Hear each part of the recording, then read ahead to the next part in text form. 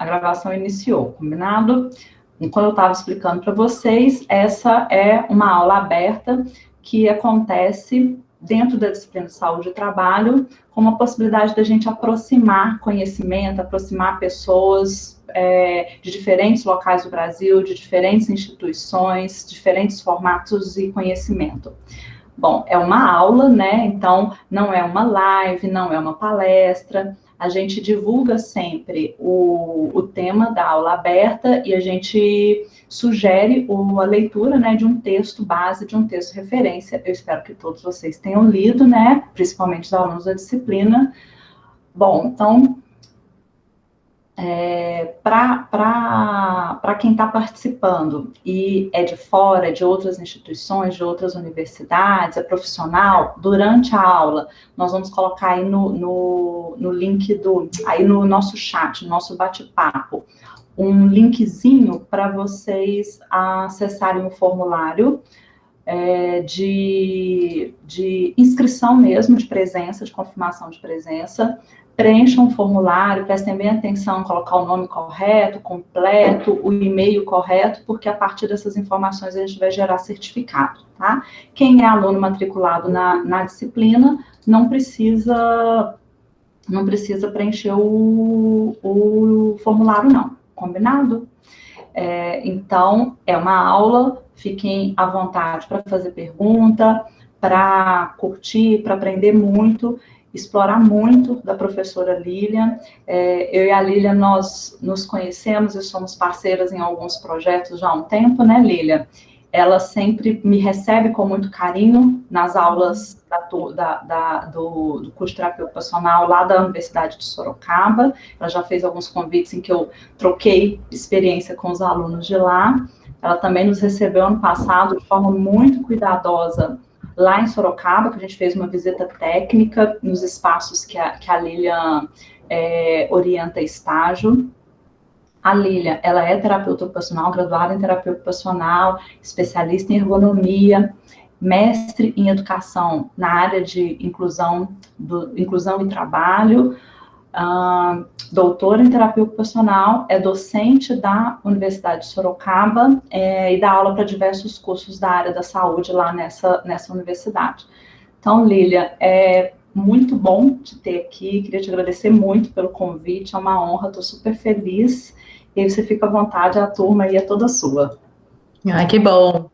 É sempre um prazer, né, trocar um pouco, conversar, pensar de outra perspectiva.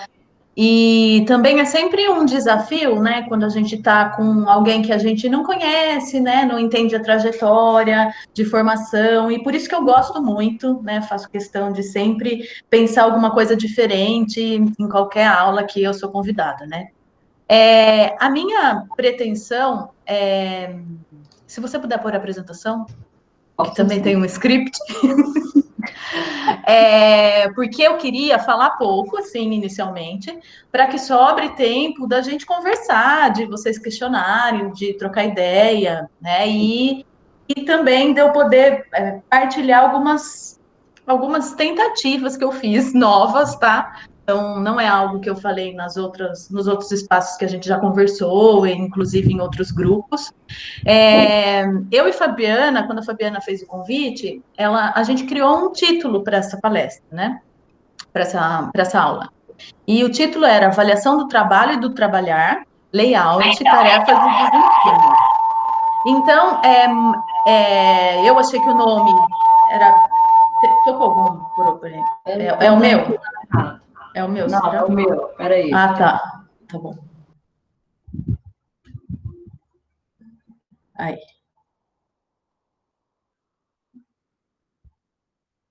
Acho que você está projetando a tela da gente mesmo. Assim.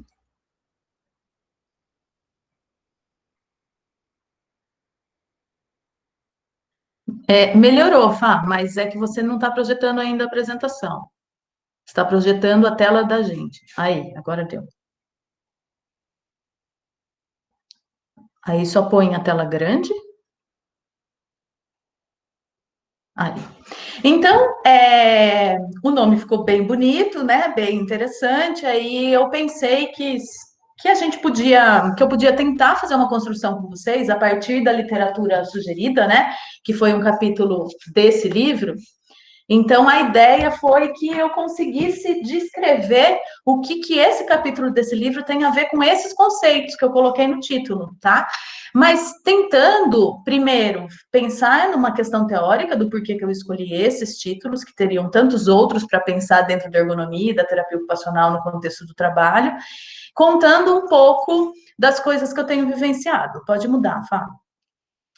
E aí, por isso que a minha proposta hoje é compartilhar com vocês uma estruturação para terapia ocupacional e ergonomia a partir desse texto básico, e já dizendo com limitações para um contexto global, porque assim, eu não vou falar tudo de ergonomia, muito menos de terapia ocupacional do trabalho, vou partir daquilo que eu tenho vivenciado, e é um capítulo muito rico, de uma leitura muito gostosa de fazer, que se fosse pensar, a gente teria que apenas ler o capítulo, já era uma aula, né? Fazer uma leitura conjunta, mas eu fiz um recorte específico de um trecho para contar um pouquinho para vocês sobre as minhas experiências. Então, uma primeira parte falando disso, e depois eu queria contar alguns causos. Lembrando que causos são fatos verdadeiros, acontecimentos.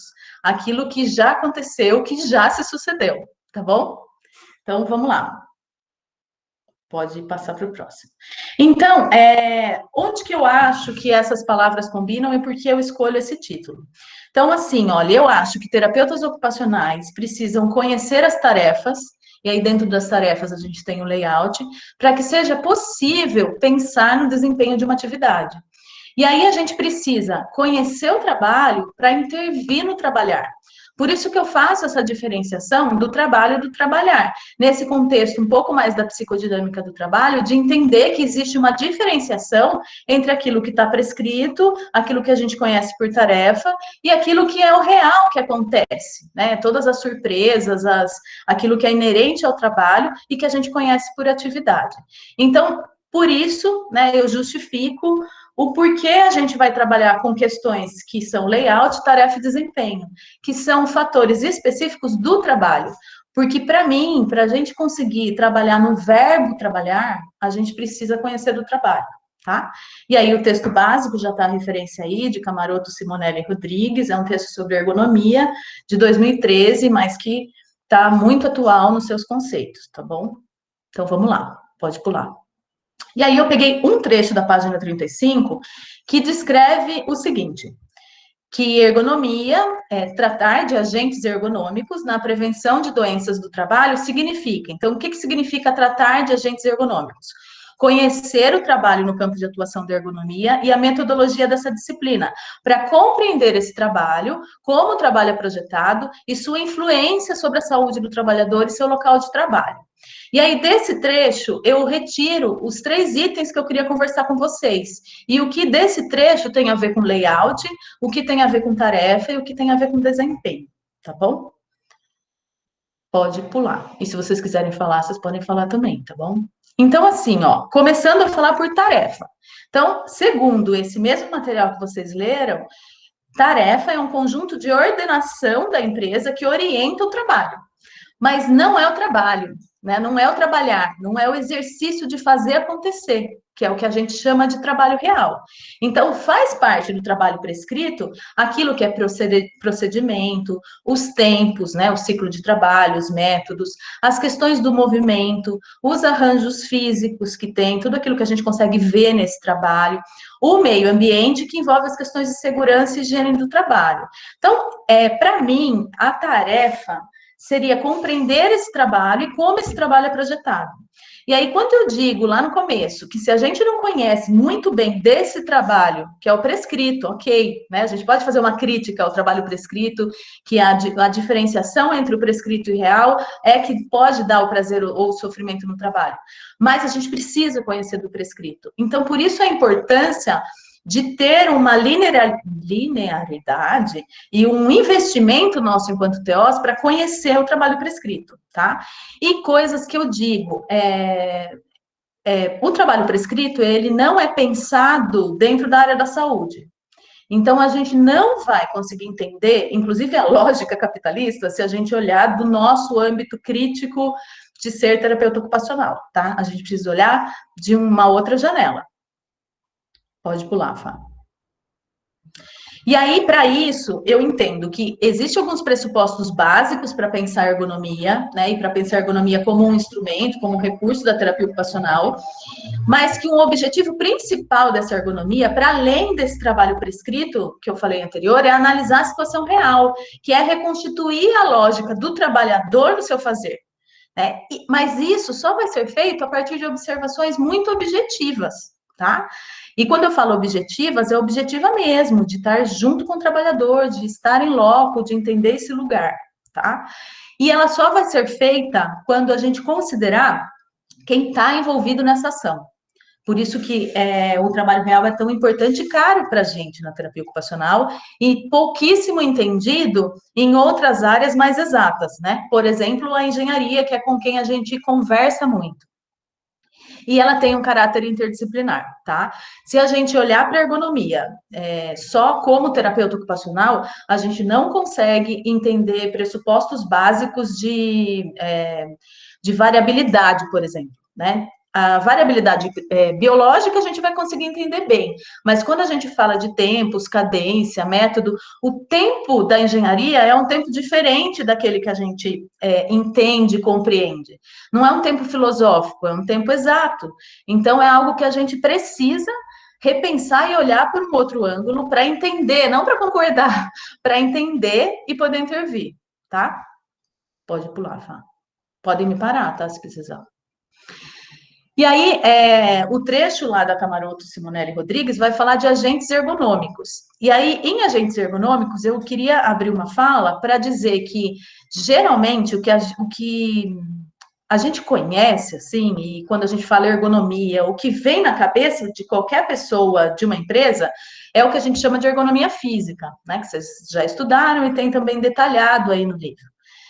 Ergonomia física é aquilo que a gente vê, né? Então, os arranjos físicos, até a medida corporal, consumo energético, esforço, biomecânica, que é algo que a gente consegue trazer com facilidade para a indústria, é algo palpável, visível e quantificável, que consegue estar no imaginário. Pode falar.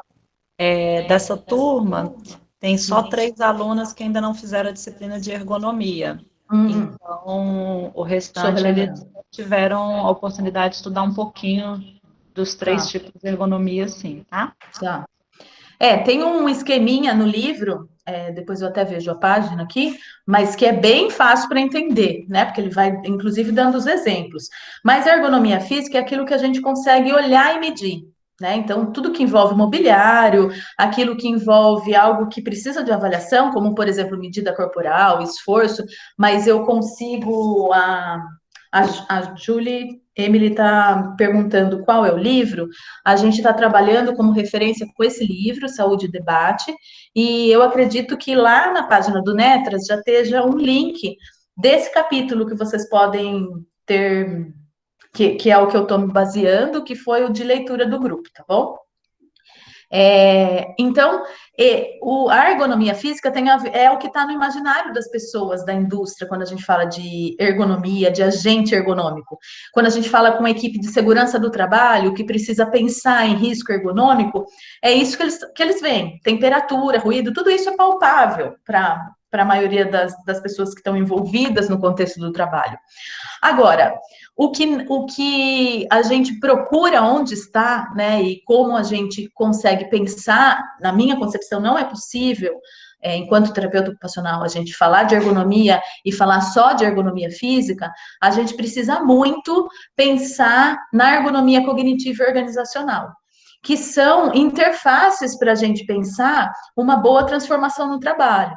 Então, lembrar que quando as pessoas, no seu imaginário, imaginam ergonomia, elas estão pensando de ergonomia física, mas o nosso desafio é lembrar que existe a cognição, a inteligência, os modos de trabalhar, que existem as questões organizacionais envolvidas, né, os processos de comunicação, de liderança, e que isso afeta a ergonomia física, que não existe como a gente dissociar as 3. Né? É feita uma forma didática para a gente entender, né, que existem 3 tipos de ergonomia, mas a gente não consegue fazer uma ação efetiva usando ergonomia sem pensar nesses 3 eixos, tá bom?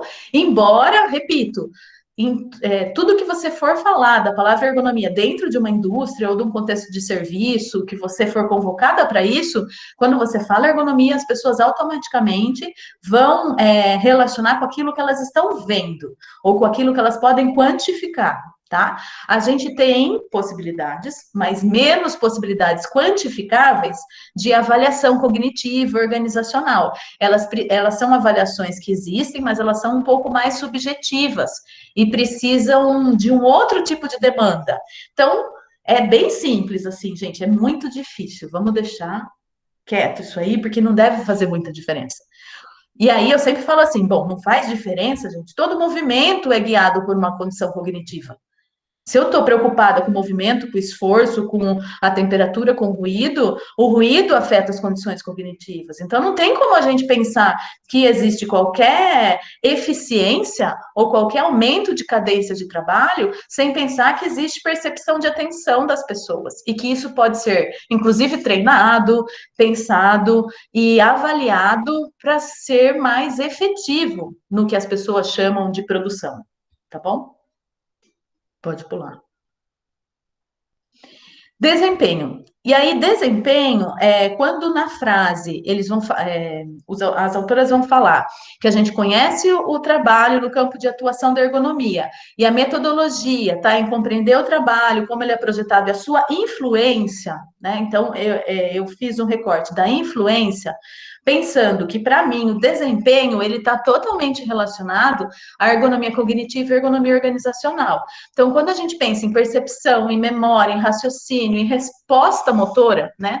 Não tem nada mais legal do que você falar de resposta motora com engenheiro, porque é isso que eles querem, mas eles não sabiam que existia uma possibilidade de pensar isso pela ergonomia, tá?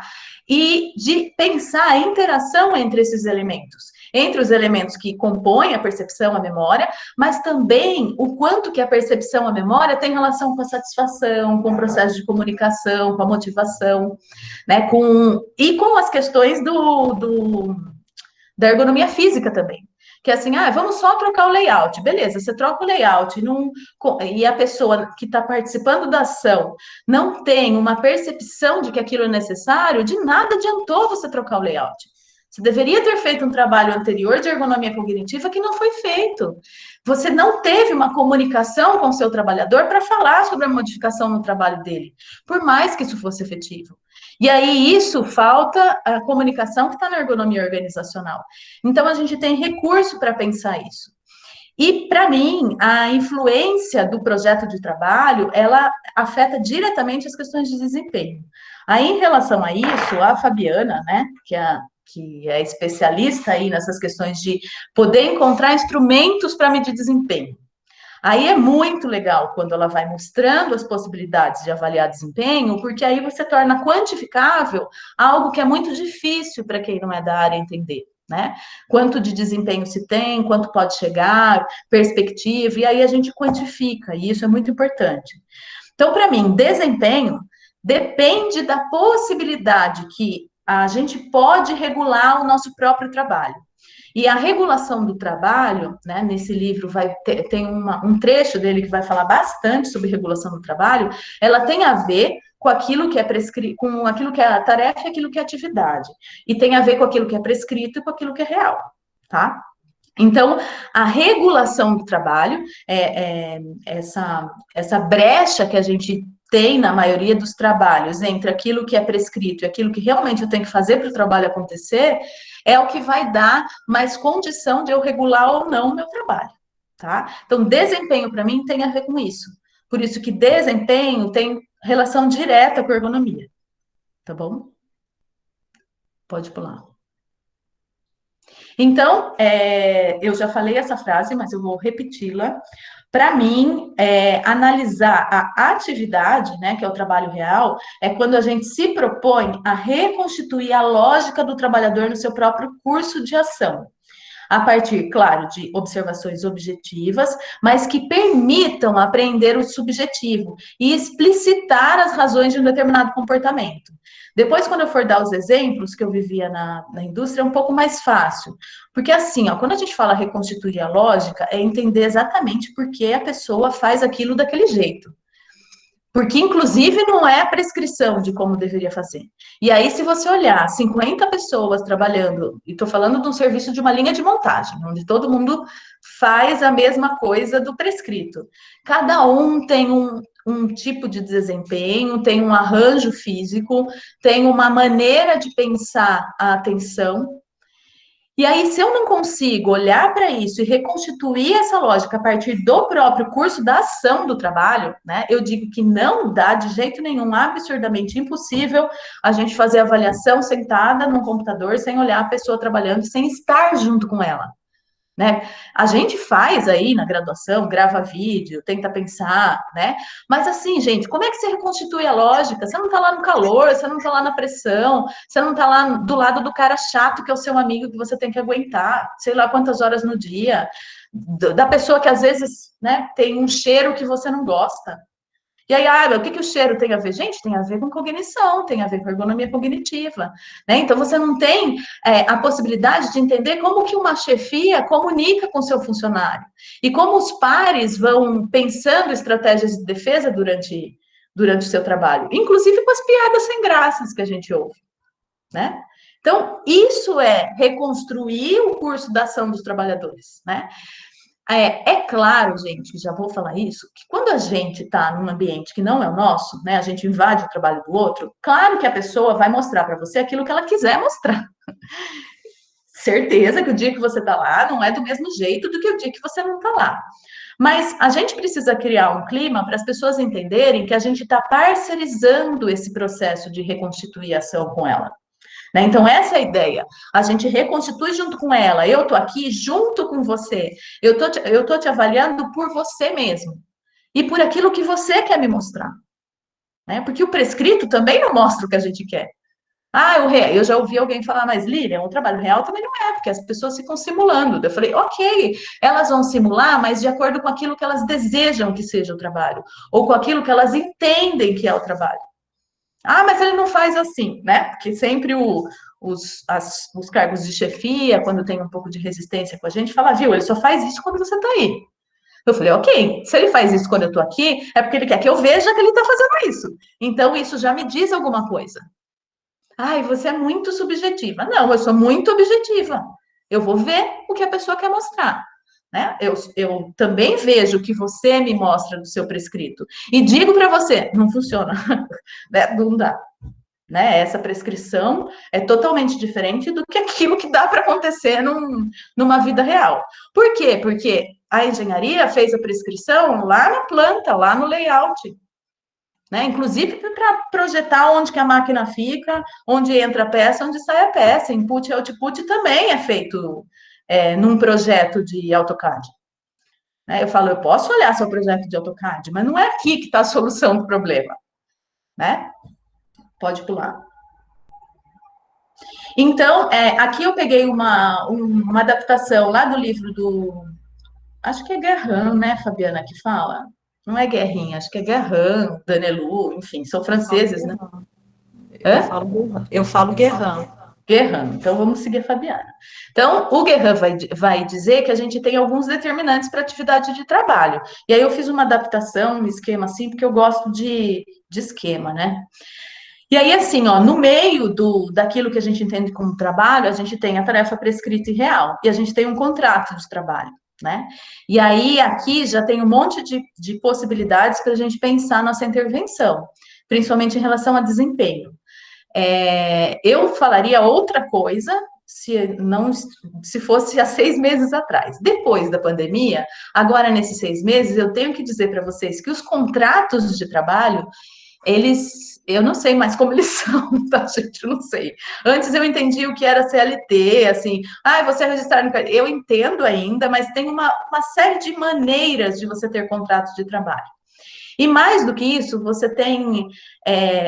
eu acho que, assim, uma das coisas que regia o contrato de trabalho era o lugar que você estava, o espaço, né? O estar, fazer parte de um lugar físico. E agora, nos últimos 6 meses, essa coisa do estar, do lugar físico, é algo que a gente também modificou. Então, o que antes existia uma resistência absurda, principalmente de grandes empresas, de pensar em home office, Hoje, todas as empresas que planejavam aumentar seu layout por conta de colocar mais pessoas para trabalhar, pensam em diminuir o seu layout e deixar as pessoas em casa, porque já se tem perspectiva de que a condição produtiva de home office durante a pandemia superou as expectativas das metas possíveis dentro de um plano físico. Então, a gente tem muita coisa para discutir sobre contrato de trabalho, mas o que é importante? A gente entender que a tendência mudou, tá? A tendência não é mais essa que a gente defendia do espaço, do estar, né, o estar junto, que jeito vai ser esse estar junto, enfim. De um lado, quando a gente pensa em atividade de trabalho, a gente tem que pensar na empresa, e eu acho que a gente tem que pensar mesmo, muitas vezes a gente é contratado dessa empresa. Tudo que ela precisa em relação ao seu ambiente, à organização do trabalho, ao tempo, aos objetivos, e de outro lado, as questões que são determinantes individuais, ou intra-individuais, de repente, que tem a ver com as características pessoal desse trabalhador, com a experiência, com a formação adquirida e com o estado momentâneo, né? Tem um exemplo que eu vou dar da empresa de ônibus, que eu tenho, por exemplo, essa coisa do estado momentâneo, de fadiga, de ritmo biológico, totalmente diferente quando eu vou fazer avaliação em diferentes turnos de trabalho. No mesmo trabalho de dirigir um ônibus, no mesmo trabalho. Eu tenho diferença de fadiga quando você está em bairros diferentes dirigindo. Então, tem toda uma questão biológica, individual, que para a gente pensar em desempenho, tem a ver, mas ela também tem relação com o contrato e com a empresa, tá? Então, eu acho que isso explica um pouco toda a complexidade, né, no sentido complexo de tecer junto, né? Se a gente pensar no sentido do que é complexo, complexo é complexo, né? Tecer junto. Então, essa ideia de pensar complexidade, de usar a ergonomia enquanto recurso e a sua riqueza, tá? Pode pular. E aí, de onde eu tô falando? Agora eu queria contar os causos, tá? Então, eu peguei algumas coisas, assim, pontuais, de alguns lugares que eu já trabalhei, para contar para vocês, para a gente tentar deixar um pouco mais claro aí esses conceitos que eu fui tentando trabalhar com vocês, tá bom? Até aqui, tem alguma dúvida, alguma coisa que vocês queiram falar? Eu não vi no bate-papo se tem, deixa eu ver. Acho que não. Tá. Então, de onde que eu tô falando, né, gente? A minha experiência profissional, eu me formo em 2004, e aí já em 2004, no meu último estágio profissional, eu já fui para uma empresa metalúrgica. Eu fiquei 1 ano numa grande empresa de Sorocaba. Pode pular, Fá, que acho que é o primeiro caos. Não é o primeiro caos. Peraí, pode deixar aí, que eu já vou recuperar. Fiquei trabalhando com isso e não parei mais as questões de indústria. Então, durante todo o tempo que eu entrei na academia em 2007, mas eu não parei de trabalhar em empresa, tá? E aí eu vou contar um pouquinho de quais lugares foram esses. Então, só para deixar claro, o que eu entendo como terapia ocupacional e a sua especificidade na indústria, né? A primeira coisa é que eu tenho que entender meu cliente. E isso, para mim, é em qualquer área, né? Seja um cliente individual, seja um cliente empresarial, seja um coletivo da terapia ocupacional social, seja qualquer lugar, tá? E o meu cliente é um cliente que tem planilha de engenharia, que tem número, que tem valor monetário, que faz pesquisa de mercado, que pensa no lucro, que pensa em performance, em tempo, em padrão, em relações de poder, em sustentabilidade, em inovação, em automação, em evidência e comprovação. Desses todos, os únicos que eu aprendi na faculdade foi evidência, que me falaram que eu precisava evidenciar a minha ação, mas não me explicaram direito. Me explicaram como fazer isso subjetivamente, mas não como fazer isso em número, tá? E também não me ensinaram a fazer pesquisa de mercado. Sustentabilidade sempre foi reciclagem para mim, não tinha nada a ver com terapia ocupacional. E inovação foi um negócio que eu fui aprender o ano passado. Então, tudo isso aí não são coisas que a gente aprende na graduação, mas o meu cliente sempre foi esse, tá? E seja o cliente da empresa de motorista de ônibus, o cliente hospital ou o cliente empresa Toyota, né? Empresa de carro, automobilista. Então, esse é o meu cliente. Para entender isso, eu fui buscar coisas que sustentabilidade passa longe de reciclar, né? Então, hoje, por exemplo, o último item é o que tem me ajudado a evidenciar hoje, então. Hoje eu estou estudando indústria 5.0, gente. Estou estudando economia circular, sistema autônomo, inovação social, microtendência, empreendedorismo. Então, eu estou estudando indústria 5.0, que é algo que hoje eu trabalho com os alunos na graduação, mas não foi o que eu aprendi, né, em 2003, que foi quando eu tive a disciplina, tá? Mas eu tenho o que está no meio aqui, ó, que é o específico da terapia ocupacional, que conversa com esse mundo, né? Eu falo, viu, peraí, eu vou num lugar que eu não entendo nada? Não, eu vou num lugar que tem coisas da terapia ocupacional que conversa, e que eu já aprendi a fazer, e que eles não sabem e não têm a mínima ideia. Então, eu sei sobre a ocupação trabalho, e tudo que envolve a rotina e a retransformação das pessoas a partir do trabalho. Disso eu tinha aprendido. Eu aprendi a fazer escuta qualificada. E a gente aprende isso como ninguém, né? Nossa, o que você sabe fazer melhor na TO? Escutar. Gente, como a gente aprende a escutar? Ah, mas é simplesmente sentar e escutar. Não, gente, estou falando de escuta qualificada. Você fala isso numa empresa, todo mundo fala, ah, mas eu já sentei com ele já me falou tudo o que ele queria. Mas é outro tipo de escuta, que também não está descrita pela terapia ocupacional. A gente sabe que é diferente, mas ninguém descreve. Eu aprendi de afeto, a gente aprende afeto, né? O quanto afeto tem a ver, hoje eu entendo, né, com a ergonomia cognitiva, organizacional, e inclusive com todas as patologias psicossomáticas que eu lidei durante esse percurso. A gente aprendeu de performance física, né? A gente aprendeu saúde física, a gente sabe de musculatura, a gente sabe de biomecânica, eu sei tudo em relação à performance física, que é o que a empresa precisa. A pergunta que a indústria me fez alguns dias, que eu ficava muito brava, agora eu falo, nossa, que legal que me perguntou isso, é assim, Lilian, quanto você acha que esse músculo aguenta desse trabalhador? Para eu saber quanto tempo ele pode ficar fazendo isso. Quantos por cento você acha que ele aguenta mais? E aí, no começo, eu fazia uma briga com o engenheiro, né? Mas ele, na verdade, estava querendo ouvir mesmo a minha opinião. Ele queria dizer, viu, quanto frágil é essa musculatura? Quanto a gente consegue, quanto a gente precisa de tempo para que ele troque o trabalho, né? Para que ele vá para um outro lugar. Você acha que tem risco se ele ficar aqui em relação à musculatura? Mas a linguagem dele é outra, né? Então, hoje eu entendo quando alguém me pergunta isso, tá? Antes eu achava que era provocação. E prevenção, a gente aprendeu prevenção, a gente estudou muito promoção à saúde. Então, quem passou pelo SUS sabe o que é atenção primária. E aí, quando a gente pensa em promoção, atenção primária, cuidado primário, a gente está conversando com esse mundo, que é de um outro jeito, mas é o que precisa fazer. Quando a gente entende a equipe de segurança do trabalho que está tentando fazer prevenção de risco, eles estão tentando falar de algo que a gente já conhece, que é atenção primária.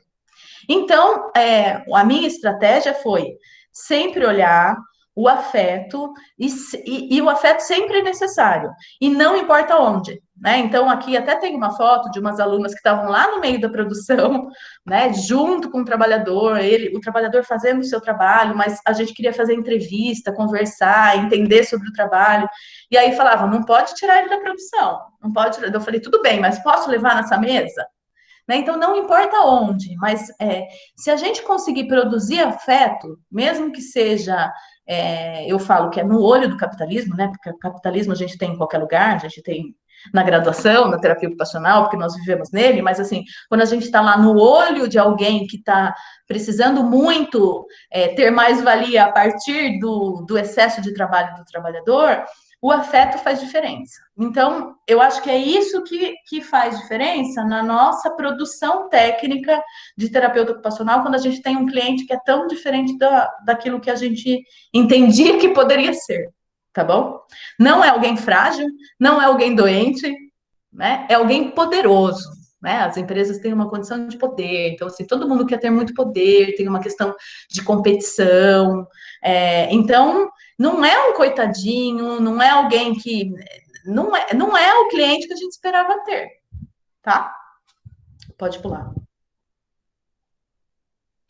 E aí, para isso, a interface principal da ergonomia, que eu entendo de determinante de situação e regulação do trabalho, tem a ver com cargas de trabalho, com variabilidade, com a competência e com o modo operatório e com a tarefa e atividade. Bom, tarefa e atividade, prescrito e real, a gente já conversou, né? Então, aquilo que determinam que você faça, e o real é aquilo que você precisa fazer para o trabalho acontecer, né? Que às vezes não, nunca está prescrito, né? É aquilo que a gente chama de jeitinho, mas que você não pode falar isso na indústria, porque se você falar isso para alguém que está estudando trabalho, para um engenheiro, o trabalhador está dando o jeitinho dele, vai achar que está boicotando, e não é isso.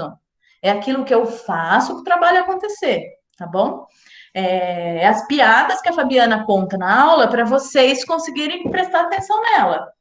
Né? Sei lá, o bolo que a gente leva na reunião para conseguir ficar mais do que 2 horas. Então, esse é o jeito real. Está prescrito que tem que levar bolo ou fazer piada na aula? Não está prescrito.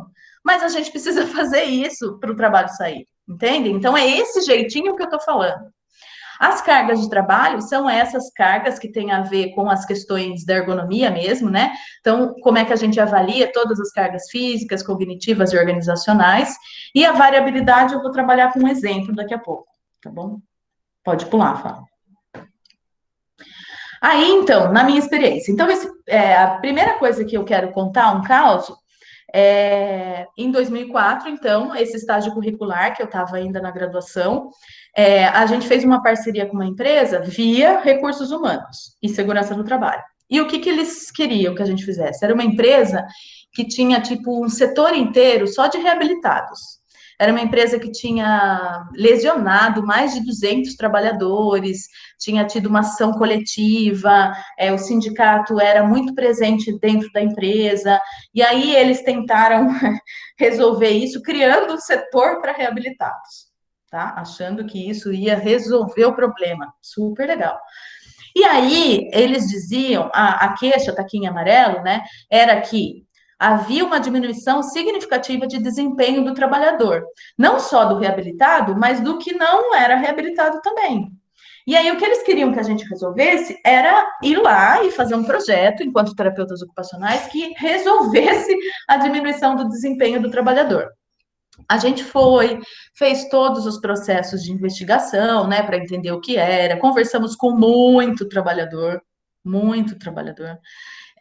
com muito chefe de setor, né, e a gente chega à conclusão que o que a gente tinha que fazer lá era resolver um conflito no trabalho. Que a questão do desempenho tinha a ver com um conflito de trabalho no trabalho, que era o quê? A comunicação das chefias com os seus funcionários, tá? Então, foi muito. O que eu lembro disso, e o caso que eu quero contar, é que quando a gente chega para o RH e fala, viu, então, não é com os trabalhadores que a gente vai precisar fazer alguma coisa, a gente vai precisar fazer alguma coisa com as chefias. Eles dizem, não, mas os chefes não têm problema de produtividade. Eu falo, eu sei que eles não têm, mas o problema com os trabalhadores pode estar na chefia. Então, a gente precisa começar um trabalho com as chefias. E foi isso que a gente fez durante um ano. E foi um trabalho, acho que assim, foi um dos trabalhos mais prazerosos que eu... Prazerosos ou prazerosos? Não sei agora se tem um i ou não. Que eu já fiz. Porque ele produziu modificações significativas em toda a empresa. Porque o que a gente fez? Quem participava? Líderes de setor. De qual setor? De todos os setores da empresa. O problema não estava em um setor. Então, eu tinha 15 a 20 pessoas, todos homens, lógico, né? Lógico, porque isso acontece também na vida da indústria. Então, eu tinha 15 ou 20 homens sentados num lugar, e a proposta era, a gente utilizava a dinâmica de grupo como mediação, mas era discutir sobre o trabalhar. Quais eram as questões do trabalhar que afligiam? E aí tem uma das coisas que Dejur vai dizer, que eu utilizo um pouco de psicodinâmica para trabalhar também, né? Que Dejur vai dizer que quando a gente tem o reconhecimento dos pares, é aquilo que dá mais prazer na gente no trabalho. né? Então, por exemplo, é muito pior para mim, enquanto terapeuta ocupacional, ser desconhecida ou não reconhecida por outro terapeuta ocupacional da minha área, do que pelo gerente da empresa, pelo diretor da empresa tal, entendeu? Porque o reconhecimento dos pares é aquilo que me sustenta. Porque quem está falando que gosta do meu trabalho é quem sabe o que eu estou fazendo. Né? É que quando eu falo escuta qualificada, o outro parceiro terapeuta ocupacional sabe o que é isso. E, gente, não muda depois que se forma, viu? Os pares são terríveis. A gente é muito ruim com os nossos pares. A gente não é amigo, a gente critica, a gente tem muita dificuldade com os pares, né? A gente deveria ser melhor, porque a gente sabe que é importante a validação dos pares, mas a gente não é. A gente briga entre áreas, é uma coisa bem louca, assim, que eu espero que a economia circular, né, é a coisa da solidariedade, né? Eu espero que essa nova tendência de pensar em combinatividade seja algo que modifique a realidade, mas é cruel o mundo. E não é diferente na indústria. Então, os chefes de setor tinham uma concorrência entre si mesmo, mesmo todo mundo ganhando a mesma coisa, todo mundo trabalhando e tendo os mesmos benefícios. Então, quando a gente consegue fazer com que essas pessoas contem sobre o seu trabalho e mostrem para os seus pares aquilo que é de mais difícil do que ela tem, né? A gente consegue abrir um canal de comunicação e de escuta entre eles, para que uma rede de suporte seja criada entre os pares e para que, enquanto terapeutas ocupacionais, a gente consiga dizer que a forma com que essas chefias se comunicam com os seus pares e com os seus subordinados vai fazer diferença no desempenho. Né? Porque no começo era assim, eu já falei que tinha que fazer desse jeito. Gente, entre falar que tem que fazer de um jeito e a pessoa realmente fazer, tem uma distância longa, né? Então a gente foi trabalhando, inclusive, técnicas de comunicação, porque assim, ó, os líderes, os chefes de empresa, não são pessoas que fizeram administração de empresa, né? Em sua maioria. São pessoas que trabalhavam, eram funcionários, foram crescendo na hierarquia da empresa e aí ganharam um cargo de liderança. E não aprenderam a ser líderes. A gente aprende a ser líder, a gente pode aprender a fazer isso. A gente pode reaprender a ser criativo, a gente pode reaprender a ser líder, né? Então, esse foi um trabalho que foi muito gostoso de fazer. Era uma empresa que não tinha terapeutas ocupacionais. A gente passou lá um ano do estágio.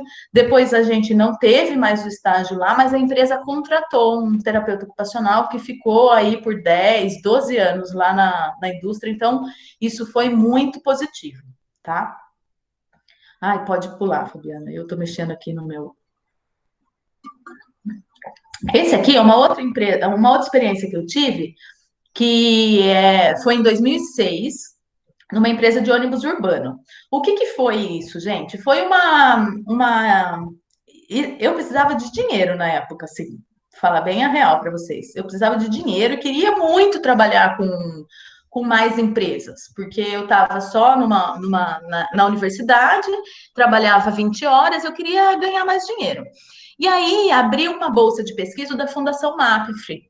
E era assim, uma bolsa de pesquisa para pensar sobre questões do trabalho. E eles davam dinheiro para a gente fazer uma pesquisa por um ano. Então, eu falei, nossa, fazer pesquisa? Eu não sou pesquisadora, né? Não era pesquisadora na época. Agora eu acho que eu já sou pesquisadora. Mas eu acho que eu posso concorrer. Eu quero fazer Aí, o que eu pensei? Estudei a MAPFRE é uma seguradora, e principalmente de veículos pesados, e vi, né, coletei um monte de dado que dizia do quanto motoristas de ônibus sofrem acidentes, né? Na época era bem alto. E aí eu propus um projeto para eles que chamava Motoristas de Ônibus de Tráfego Urbano, uma estratégia para não adoecimento. Então, a minha proposta na pesquisa era criar qual seria um projeto ideal para empresas de motoristas de ônibus urbano. E aí eu fiz uma parceria com uma empresa de Sorocaba, que era a empresa que faz tráfego urbano lá, e falei, viu, vocês querem que eu fique trabalhando aqui por um ano? É de graça. Quem que não ia querer, né? Em Salto, que é a cidade que eu moro, não quiseram. Não quiseram, porque eu queria ter feito na minha cidade, mas não quiseram. Mas daí Sorocaba foi esperto e falou: não, eu aceito. Daí não entenderam direito, mas aí eu provei que eu era pesquisadora, que eu estava sendo paga por um outro lugar, e que, na verdade, eles iam me emprestar o espaço, o lugar, as pessoas, e no final do ano eu daria um projeto pronto para eles, se eles quisessem contratar profissionais para fazer, e foi isso que eu fiz, tá? E foi bem legal esse projeto, né? Vocês podem ver a foto aí, eu era mais novinha na época. Quem ganhou, eram 3 bolsas. Eu ganhei uma, tinha acabado de me formar, não era nada, né? Nem especialização tinha feito ainda. E aí ganhou um professor da USP, doutor já, e um outro professor de uma outra universidade federal, pública, enfim, que eram muito mais do que eu era. Mas eu falei, bom, mas tá bom, né? Vou ganhar a mesma coisa que eles e vou conseguir fazer esse trabalho. E aí o que eu queria contar, o caso que eu queria contar dessa indústria é sobre variabilidade e o quanto esse conceito de variabilidade influencia em desempenho, tá? Que foi uma das coisas que eu descobri na pesquisa. Então, conceito de variabilidade, existe o interindividual e o intraindividual. O intraindividual tem a ver com alterações fisiológicas, então com o meu ciclo circadiano, com quanto eu preciso dormir, com alteração hormonal, né? Principalmente não só mulheres, depois eu descobri que homens também têm períodos hormonais que existem alterações, as questões de fadiga e de aprendizagem individuais, né? Como é intraindividual mesmo.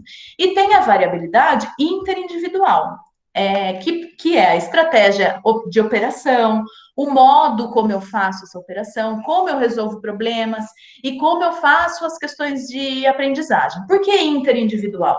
Porque depende de mim, mas também depende de uma outra pessoa, de um contexto, de uma máquina, tá? E eu consegui ver claramente as diferenças que tinham, né? Acho que eu já citei isso um pouquinho antes, as diferenças que tinham dos motoristas que trabalhavam em bairros diferentes, né? Era muito diferente, não só no questionário, e aí depois eu fui andar de ônibus para entender por que era tão diferente. E aí, o que você vê no trabalho real? Um dos bairros mais perigosos, que era o bairro que ninguém queria ir, mas os motoristas que estavam eram aqueles que ficavam para sempre, a vida inteira, era o que no ponto final tinha um cafezinho, que tinha a casa da Dona Maria, que você podia parar em determinada linha, porque alguém já tinha deixado para você um copo de água. Tinha um banheiro num lugar onde você podia usar, porque assim, ó, você trabalha 6 horas, o motorista. Onde ele vai no banheiro? Ah, ele tem uma pausa de 15 minutos. Mas onde é? No ponto final. Mas o ponto final, geralmente, os pontos finais, eu nunca tinha me tocado disso. O ponto final é tipo o final da rua, o final de tudo, o final de alguma coisa. Então, onde é o banheiro? É onde tem um bar, é onde tem alguém que é muito específico, é muito amigo e vira amigo do motorista e deixa usar o banheiro da própria casa. Mas pense num constrangimento, né? E a pessoa tinha um problema absurdo quando a gente foi avaliar estado nutricional, um problema absurdo de refeição, porque as pessoas não conseguiam ter boas refeições, né? Porque o apoio comunitário, como a Fabiana falou, existiam em alguns bairros, geralmente os mais perigosos da cidade, mas não existiam em outros. Então, por exemplo, a linha do centro, que era a linha mais curta, né? Que provavelmente, se a gente fosse pensar só em ergonomia física, era melhor para trabalhar, era a pior linha de apoio comunitário. E isso, gente, só um minutinho. E isso é algo que a gente só vê reconstruindo a lógica de ação do trabalhador. Então, a variabilidade, por exemplo, da alteração fisiológica do ciclo circadiano também dependia de uma outra coisa, que era um horário que a pessoa fazia. Tinha um horário, eu fiz nessa pesquisa, não sei se vocês já ouviram falar daquele instrumento RUCOL, eu usei o RUCOL BREF, que é para avaliar a qualidade de vida da OMS, né, o recomendado, e eu não, né? Contratei um estatístico para fazer toda a análise estatística para entender as diferenciações. Então, por exemplo, ele me entregou a análise estatística dizendo assim: Lilian, tem um pessoal aqui que está muito destoando dos outros. Eram 120 motoristas que entraram na pesquisa. Quem eram essas pessoas? Ó, aí ele cruza os dados, né? Estatístico sabe fazer isso, a gente não, mas eu sei quem faz e eu posso pagar para ele fazer, entenderam? Meio isso, assim. Aí ele me diz assim: olha, essas pessoas são o que você escreveu aqui, que chama dois pegas. O que era dois pegas? Dois pegas eram os motoristas que trabalhavam um pouquinho de manhã e trabalhavam um pouquinho de noite. Então, eles trabalhavam 6 horas, né? Mas eles trabalhavam turnos intermitentes, que a gente entende. Então, ele ia, trabalhava das 6 da manhã até as 9 da manhã. Então, para ele chegar às 6, na onde ele tinha que chegar, ele tinha que ter acordado às 5. E depois, ele voltava a trabalhar das 9 à meia-noite, uma coisa assim. Só que ele daí chegava na casa dele a uma hora e às 5 ele tinha que dormir. E os colegas diziam assim: esse que é o bom. Olha, ele tem o dia inteiro livre. Ele termina de trabalhar às 6 e aí depois ele volta só às 9 da noite. Olha que vida boa.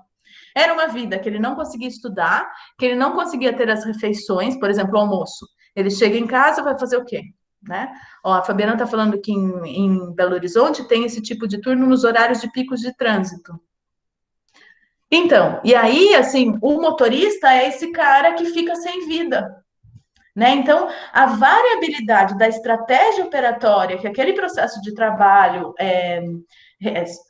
resolveu, alterou significativamente aquilo que era intraindividual e não tenha dúvida de como afetou em desempenho. Então, todos os maiores índices de adoecimento mesmo, sabe, de diabetes, colesterol, de doenças que eram chamadas comuns, e eu falava, é comum uma ova, isso é doença profissional, gente, isso é doença profissional desse trabalho, estavam nesses trabalhadores. E não só nos noturnos, que também tinham um desempenho que era considerado menor, né, por vários estudos que a gente foi vendo. E aí, outras coisas que a gente via também, que é um caso bem legal de contar, por exemplo, as condições ergonômicas. Né? Tem uma coisa que é muito ruim nos ônibus, principalmente os mecânicos, que é a questão da vibração. Vibração é um componente ergonômico que a gente tem pouca resolutividade, né? Seja no caso do motorista, ou seja, sei lá, em alguém que está trabalhando com britadeira. Né? Tem uma luva aí de Portugal que promete diminuir, mas eu não vi nada efetivo que realmente faça. O que a gente faz? É diminuir a frequência. A gente precisa diminuir a frequência, fazer pausa, enfim. O que a gente constatava? Que a vibração maior estava em quando ele colocava a mão no câmbio e fazia a troca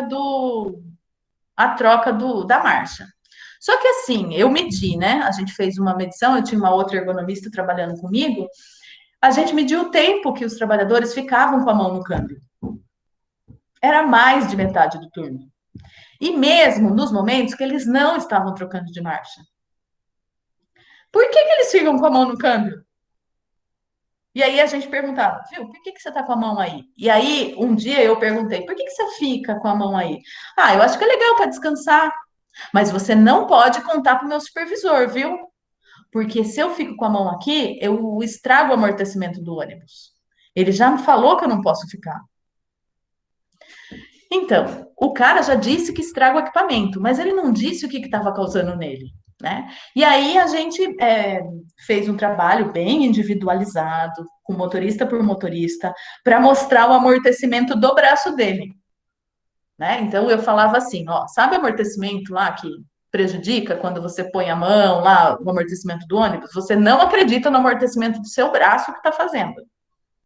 E aí, porque assim, gente, vibração é pouquinho, né? Põe a mão no câmbio, quem tem carro mecânico, é pouco. De motorista é o dobro disso, mas ainda é pouco. Mas já é significativo fisiologicamente.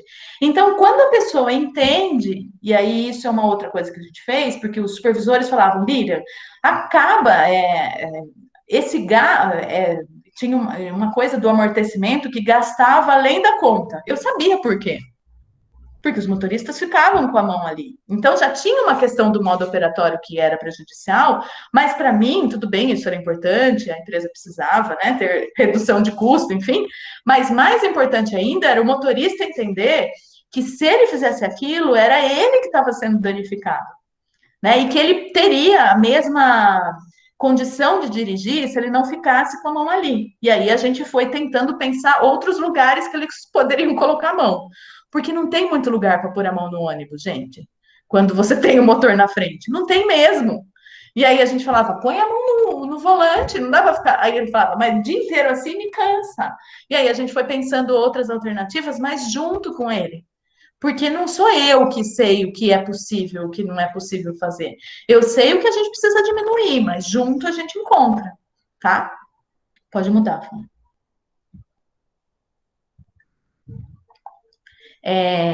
Esse aqui é uma outra experiência numa empresa metalúrgica que eu fiquei de 2005 a 2016. Essa empresa me permite falar o nome, então é uma empresa que começou com o nome Cupertuz e depois ela mudou para Apex Tool Group. E eu trabalhei em várias fases do projeto, bem rapidamente. Eu fui contratada para trabalhar com processo de retorno ao trabalho. Depois que a gente resolveu essa questão dos retornos ao trabalho, eu fui trabalhar com as pessoas que já tinham alguma queixa, mas ainda não estavam afastadas. E aí eu comecei a trabalhar um pouco com as pessoas que estavam em atividade laboral, tá? Para pensar, e sempre junto com a questão do retorno de afastados, com uma parceria muito legal na época lá em Sorocaba, porque a gente tinha uma TO no INSS e um médico bom dentro da indústria, então a gente teve várias reuniões, conversas sobre o estágio profissional, foi muito positivo. Mas essa TO não está mais nesse trabalho e o programa Reabilita lá em Sorocaba nem funciona mais. Mas enfim, foi uma boa época. E depois eu cheguei na onde eu queria, que era sair do ambulatório médico, né?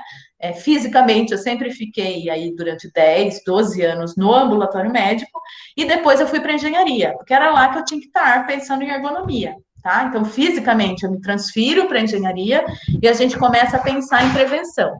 E aí, um dos causos que eu quero contar é um caso bem rapidinho, que é assim, ó, tinha uma máquina que os trabalhadores tinham muita queixa de dor nos ombros, tá? E aí, na primeira vez que eu fui olhar esse posto de trabalho, era uma prensa, e todo acionamento da prensa era feito acima da altura dos ombros. Eram duas botoeiras que o trabalhador acionava, colocava a máquina, acionava, abastecia a máquina. Então, a dor no ombro estava muito clara para mim do porquê que acontecia, né? Mas não estava clara para o trabalhador, tá? Então, eu observei, conversei um pouco com o trabalhador, ele não me disse que, né, quando você faz toda aquela conversa e questiona o que incomoda ele no trabalho, nada incomodava, mas ele continuava sentindo a dor, e vários trabalhadores. Aí, na reunião da engenharia, com a equipe de comitê de ergonomia, eu comentei que a gente tinha um problema da botoeira, né? Que a botoeira estava muito acima, que precisava estar num layout mais adequado, né? Na linha do cotovelo, enfim, bimanual, não só de um lado, por conta da NR12, proteção de prensa. O que eles fizeram, gente? Terminou a reunião, beleza. Pegaram um final de semana ou uma noite, não sei, e trocaram as botoeiras de lugar. Trocaram. Foram lá, pegou a botoeira de cima, colocou embaixo, beleza, bonitinho. Chegou o trabalhador para trabalhar com a botoeira embaixo. Não demorou uma semana para todas as botoeiras quebrarem. E aí os engenheiros me falavam, estão me boicotando, porque onde já se viu? Você falou que era melhor fazer isso, olha agora. E os trabalhadores falavam para mim, Lilian, isso aqui ficou péssimo. Olha isso aqui, como é que pode fazer isso? Aí os engenheiros, eu falei, como que você pode fazer um negócio desse? Como que você vai mexer na máquina? Se eu chegar aqui, tirar a sua mesa daqui, pôr no outro lugar e falar, a partir de agora você trabalha aqui porque a luz da iluminação do seu computador é melhor, você vai gostar disso? E eu não te avisei que eu troquei sua mesa no final de semana. Gente, resumindo, o que aconteceu? Eu falei, gente, melhor coisa, volta a botoeira naquele lugar, porque eles cansaram de trocar a botoeira, quebrava toda semana. Voltaram a botoeira no lugar e eu falei, olha, nós vamos ter que esperar agora para fazer essa modificação, porque fez errado, gente, vocês fizeram sem participação do trabalhador, não vai funcionar. O trabalhador não entende qual que é, inclusive, quanto de força ele pode aplicar nessa botoeira, porque ele aplica mesmo assim, mas a força que você aplica desse jeito não é a mesma dessa. Então, ele ainda tem que ter a consciência da força que ele vai aplicar num processo produtivo de linha de montagem. Então, eu falei, volta a botoeira no lugar, voltou. ficou lá as botoeiras tudo em cima. Então, eu falei, daqui um mês, vocês deixam eu fazer meu trabalho.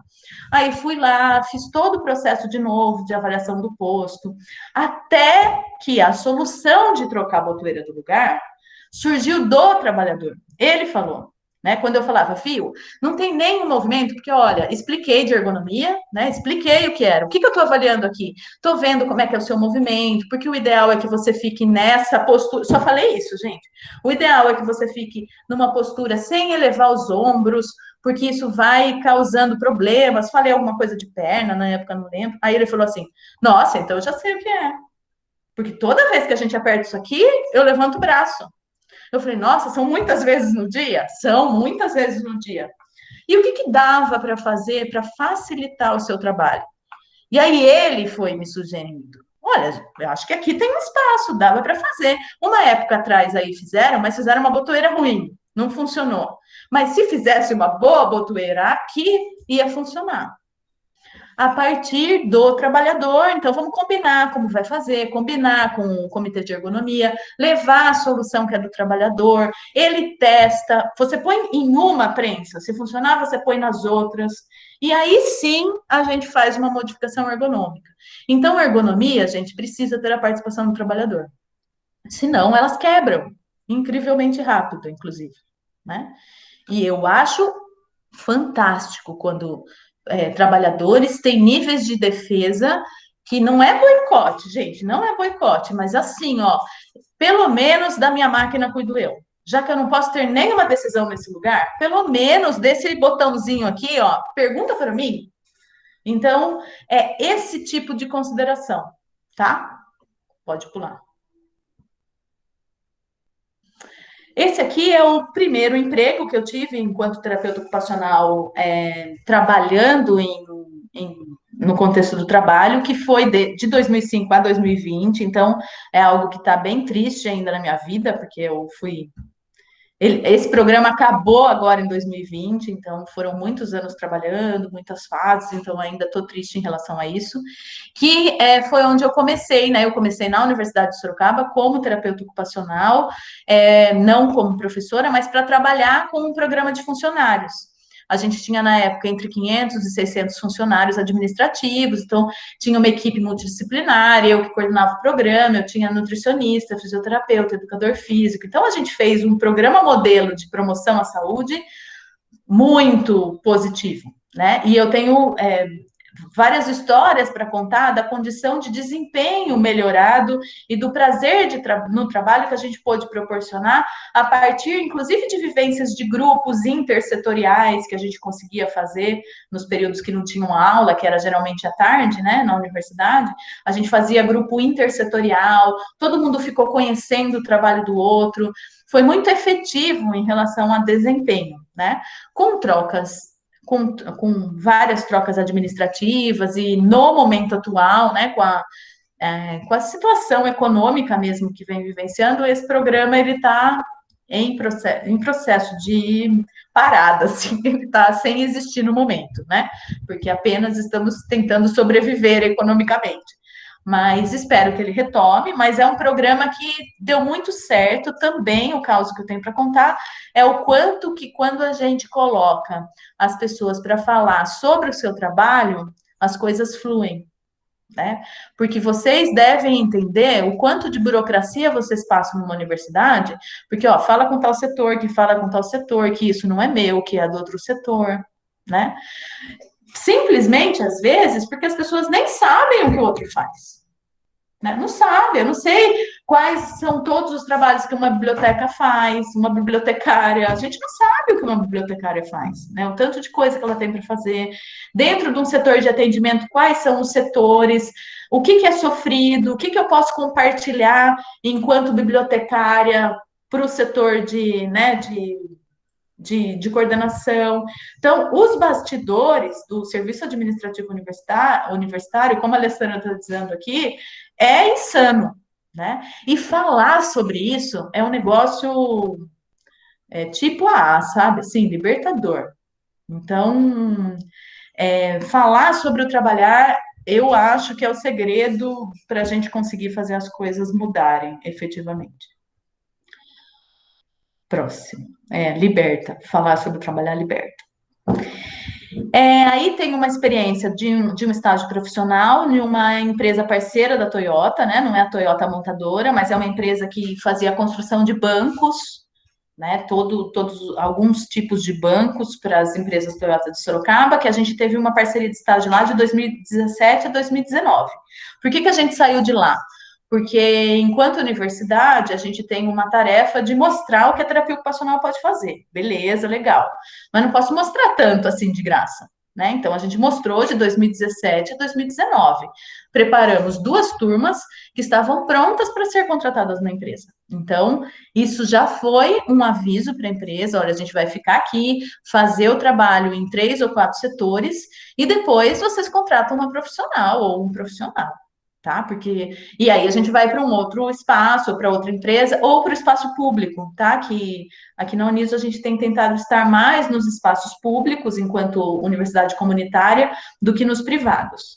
Mas é uma dor de parto, quando eu tive que sair de lá, escolher entre lá e o hospital público. A gente ficou no hospital público com os trabalhadores de lá, mas assim, dá dor no coração. Mas, enfim. Aí tem um artigo que eu acho que a Fabiana já deve ter passado para vocês, que uma aluna construiu junto com o responsável de segurança de lá, e comigo, falando um pouco da implantação da terapia ocupacional nessa empresa, especificamente em um setor que a gente trabalhou, que era um setor de costura. Então, conta um pouquinho das coisas de lá, tá bom? Pode ir, Fá. Aqui é uma série de coisas do que a gente produzia lá. E como a gente apresentava, né? A gente fazia entrevistas super subjetivas, mas eu apresentava assim, ó. Quantos por cento tem pressão? Quantos por cento tem sobrecarga de processo? Quantos por cento tem problema no jogar a caixa no último processo? Eu queria fazer um estudo do sapato, do tapete ergonômico, era sempre assim, ó, tantos por cento rejeitam, tantos por cento, tá? Ginástica laboral, quem participava, quem não participava, quanto isso impactava ou não. Então, eu sempre apresento em número, mas os dados a gente tem e avaliou de uma outra forma, tá? Pode pular. Assim, olha, assim eles adoram, entende pra caramba. Então, eu mostrava, ó, que lá no trabalho, as mãos e os punhos do lado esquerdo estavam exigia mais atividade do lado esquerdo do que do direito. E isso, por exemplo, perna, ó, 69% do lado esquerdo referiam dor, do lado direito era só 62%.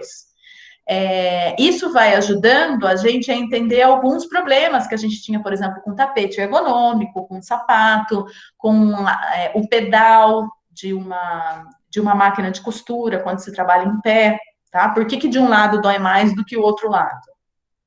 Pode pular, Fá. Esse é como a gente apresentou as possibilidades de fazer... Ai, meu Deus, como chama isso? Rodízio de tarefa, tá? Eles já tinham o rodízio implantado, mas era mais ou menos assim, ó. Nessa tarefa, eu estou colocando a tampa da caneta desse lado. Aí eu vou rodiziar. O que eu faço? Viro a caneta e ponho do outro lado. E aí a gente explicou que quando a gente pensa em rodízio, nós estamos falando de um rodízio de grupo muscular, né? Que tem o que é estático, que tem o que é dinâmico, que tem várias partes no mesmo membro superior, e que a gente precisa revezar isso. Aí eu expliquei tudo isso, eles continuaram entendendo nada. Aí eu apresentei assim, ó. Eu falava assim: cada numerinho desse, 1, 2, 3 e 7, é o número dos postos. Então eu falava assim: ó, a pessoa que está no grupo A não pode revezar com o B. Ela tem que ir lá para o grupo C. Então, você vai fazer o revezamento assim: 1, 4 e 13. Ou 1, 13 e 4. Tá? Então, isso deu uma possibilidade de quem é da engenharia entender como que tinha que ser o rodízio. Mas, para isso, a gente precisou fazer uma especificação em todos os postos de trabalho, entender os esforços, que tipo de esforço e tudo mais. A Isabela está perguntando como eu enxergo o papel da comunicação entre gestores e os trabalhadores. Você percebe mudanças e evoluções nesse quesito com a TO inserida no ambiente de trabalho? Ó, a primeira modificação que eu vi, Isabela, é que assim, ó, todas as vezes que eu ia falar sobre o trabalho de alguém, eu não conversava só com o líder sem ter um funcionário junto. E aí ele já ficava me olhando assim: por que você quer falar com o funcionário? Eu falo, porque ele está na produção e você não. Você só está mandando na produção.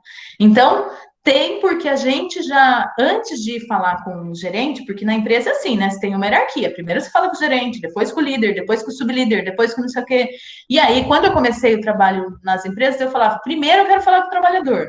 Depois eu falo com quem vocês quiserem que eu falo. Mas primeiro eu quero ficar aqui, olhando o trabalho, entendendo o movimento.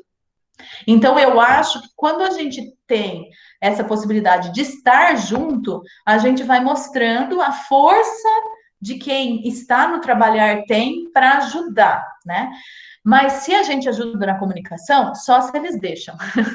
Porque assim, eles têm que, primeiro, assumir que, olha, eu tenho dificuldade de me comunicar com o funcionário. Porque o que a gente ouve é sempre assim, ó, não, é o funcionário que não sabe se comunicar comigo, não eu que não sei falar com ele. Ele que tem que aprender, né? E aí, quando você diz, viu, comunicação é duas vias.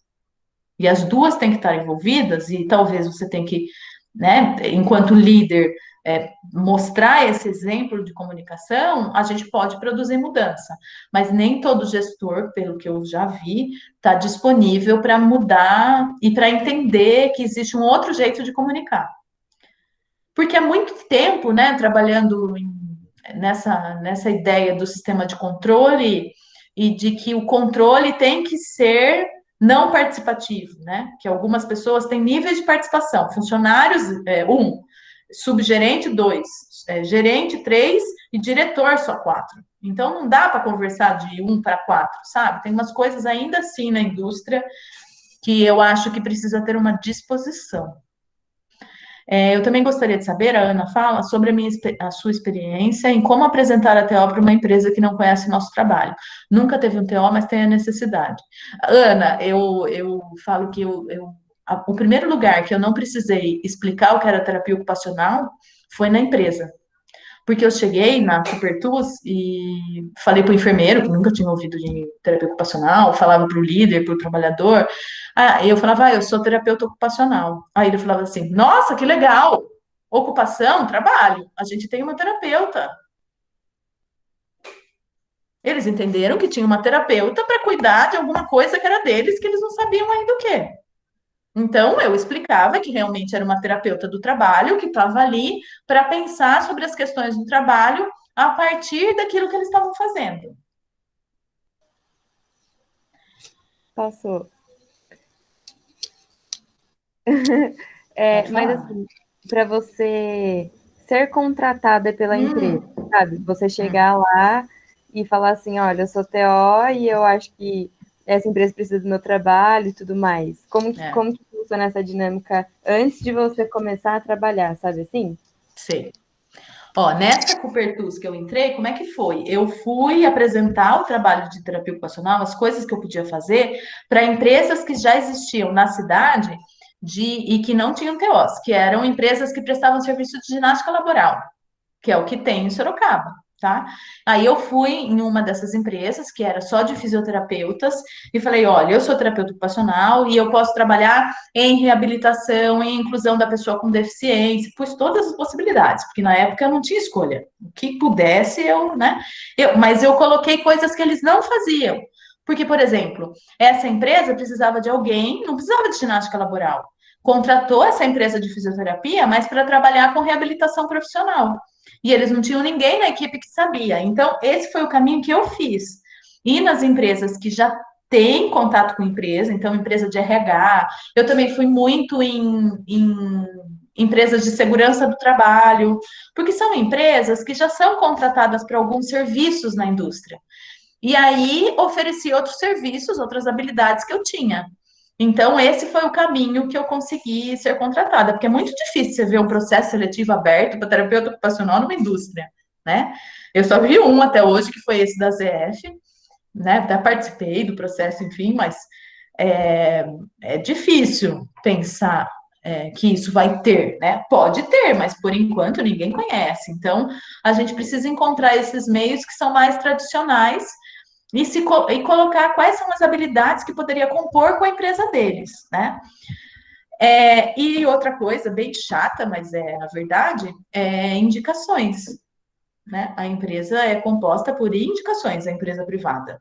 Então, você tem alguém que você conhece no RH. Aí você disse para essa pessoa, viu, eu sou TO e posso fazer uns negócios legal aí. Posso mandar um projeto? Você pode apresentar para alguém? Ou, porque LinkedIn, agora a gente faz muita conexão com LinkedIn, né?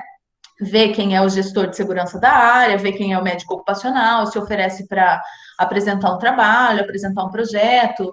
Então, a minha perspectiva de entrada na indústria é por esse meio, é assim que eu acho que tem funcionado, sabe?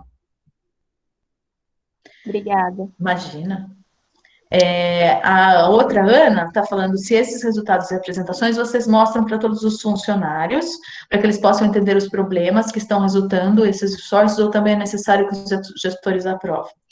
Então, assim, ó, nessas empresas que eu trabalhei, a primeira coisa que eu fazia era assim, depois da avaliação, eu reunia todo mundo, o trabalhador que participou efetivamente, e o gestor da área, e a equipe de segurança geralmente também quer estar junto, e apresentava os resultados.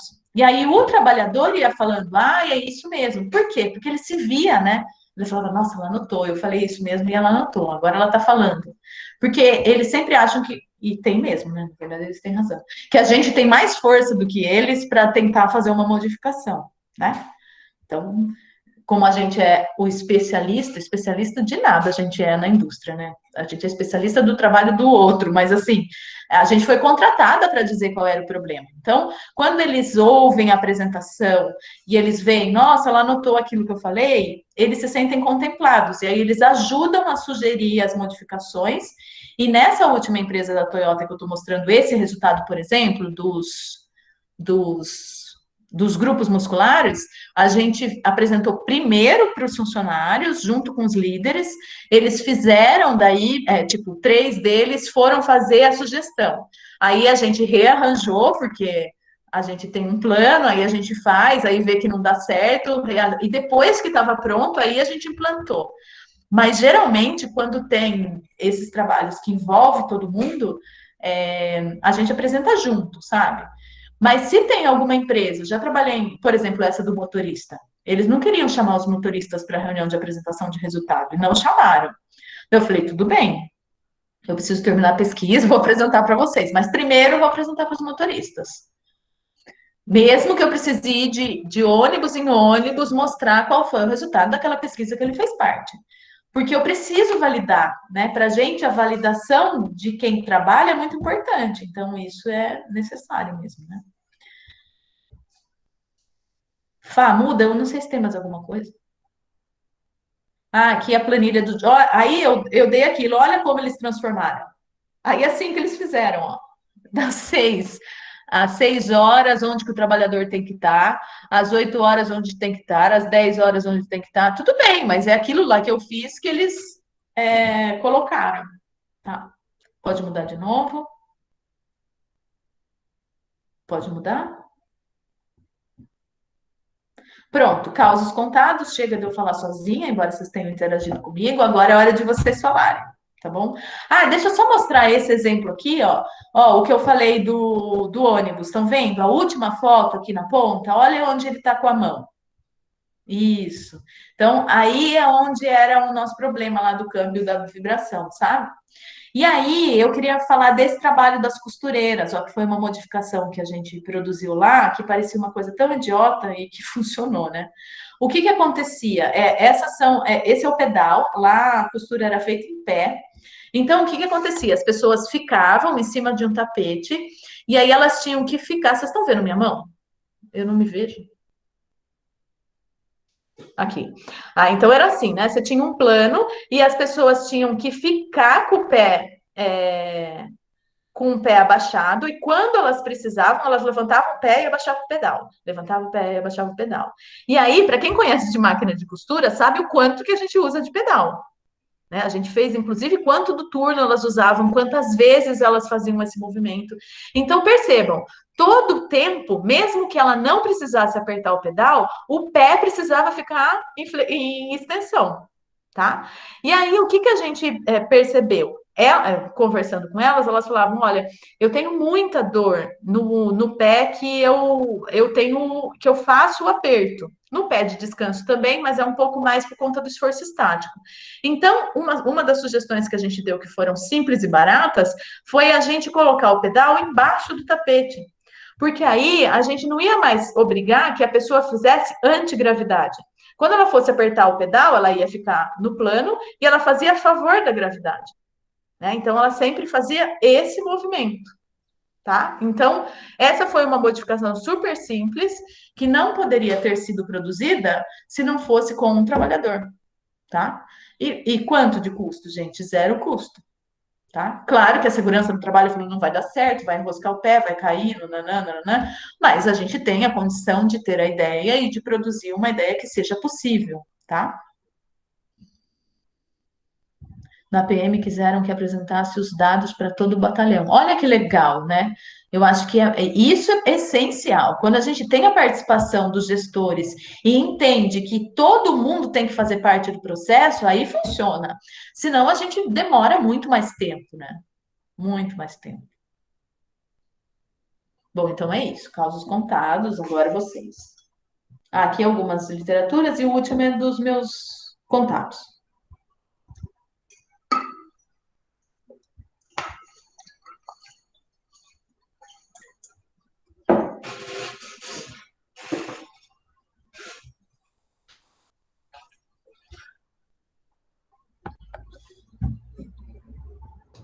Me atrapalhei toda, né? Tentando ver a carinha de vocês no celular e assistindo a aula e vocês só rindo de mim, né? Que eu percebi. Eu não estava entendendo muito o que estava acontecendo, que tinha duas Fabianas em posições diferentes. Daí eu falei, como é que ela consegue fazer isso? Aí depois. É porque eu estava acompanhando a aula no computador e vocês aqui. Eu falei, gente, tem duas Fabianas, mas está em posição diferente. O que será que está acontecendo? Aí depois de muito tempo tinha uma mensagem do WhatsApp assim, professora, sua câmera do celular também está ligada. Aí eu fui falar, entendeu?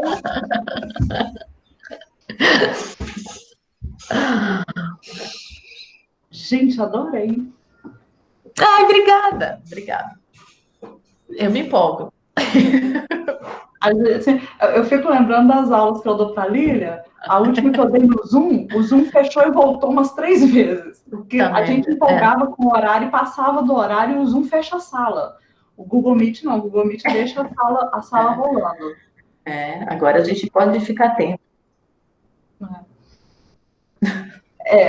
A Alessandra falando que ficou pensando em mim enquanto trabalhadora escravizada. O problema de estudar o trabalho é que a gente se vê no que a gente está estudando, no que a gente está aprendendo o tempo todo. Talvez se a gente se visse mesmo, a gente não tinha tendinite, né? Eu falo que é ridículo a gente ter tendinite, né? Mas, enfim, eu nem conto das minhas. Não, só tenho um tipo de tendinite num lugar absurdo que nem existe. Não, eu sou assim, agora na pandemia, então, teve um momento aí no final do primeiro mês, início do segundo mês, que começou a doer o ombro, doer as costas, e eu tô assim, gente, que estranho, tanto tempo que eu não sentia dor nas costas, e não prestei atenção como que tava tudo aqui em casa, como que eu tinha montado, então a gente acha que se vê, mas não se vê, né? E quando eu fui perceber que eu organizei tudo, melhorei a condição aqui física da ergonomia, e ia diminuir um pouco das dores.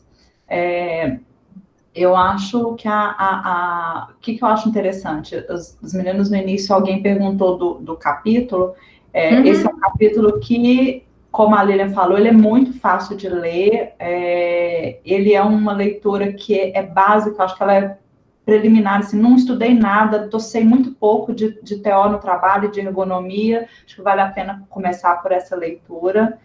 A Lília, ela traz na aula alguns referenciais que são clássicos e, apesar de clássicos, continuam sendo completamente atuais, né, contemporâneos e importantes para entender o trabalho, que é a psicodinâmica do trabalho, que é todo o método ergonômico proposto pelo Guerrin.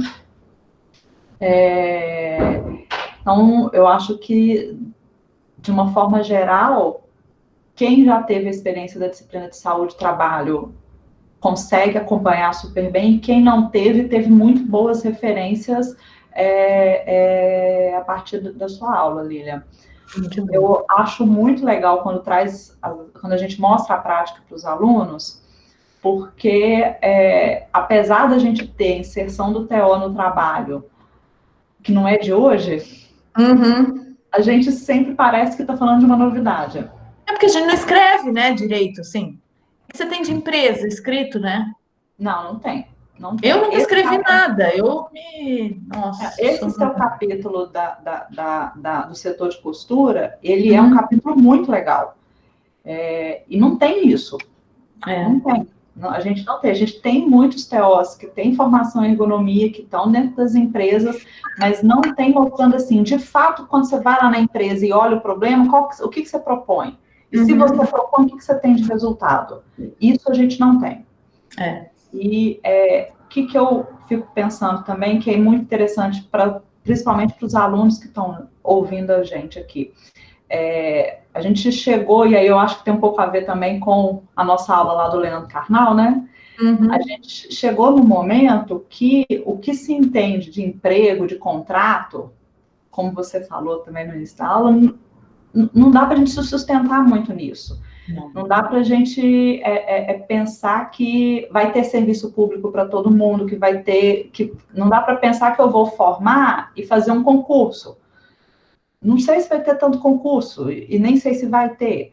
E mesmo fazendo concurso, as condições de trabalho, elas às vezes exigem que você tenha mais de um emprego, que você, igual você falou, eu fiz esse projeto aqui de pesquisa e mandei lá para a Mafre, porque eu precisava de grana. E aí eu acho que a gente precisa também de investir numa formação nossa de TO para saber falar do nosso trabalho, saber vender o nosso trabalho. Acho que é uma questão de entender gestão, não para eu entender só como que é a gestão de saúde lá no SUS, mas entender a gestão em termos de estratégia, de gerenciamento de carreira, de pensar o que eu vou fazer no primeiro, no segundo, no terceiro ano de formado, mas onde que eu quero chegar daqui a 10 anos, de saber fazer um projeto para eu apresentar para uma empresa que não tem absolutamente nada a ver com o que se aprende de escrever projetos de pesquisa dentro da universidade. Então, a questão do empreendedorismo e de gestão de carreira é para ontem. E aí as perguntas que as meninas fizeram, principalmente a Aninha, como que eu chego na empresa e falo? Eu não bato na porta, oi, TO, prazer, né? Como que eu chego na empresa? E aí eu acho que nessa área, principalmente, a gente precisa de ter essa cara. Eu trabalhei pouco tempo não era um trabalho, era mais uma consultoria numa empresa de ergonomia em Belo Horizonte, que o professor da Faculdade de Ciências Médicas, que era o dono dessa empresa, ele assistiu a minha defesa de mestrado. Eu nem sabia que ele estava lá assistindo, porque na defesa você olha assim, um monte de gente sentada, né? Você reconhece os rostos que são conhecidos, mas quem não é conhecido, você olha assim e passa. Ele assistiu, e aí um tempo depois eu recebi um e-mail. Tem que mostrar o trabalho, tem que falar, tem que divulgar. E aí é empreendedorismo também. O que eu fazia muito, agora eu voltei a fazer, é participar de tudo quanto é reunião, tipo, vai ter reunião de profissionais de RH, me inscrevo. E aí eu faço alguma pergunta que eu sei que eles não sabem responder, né?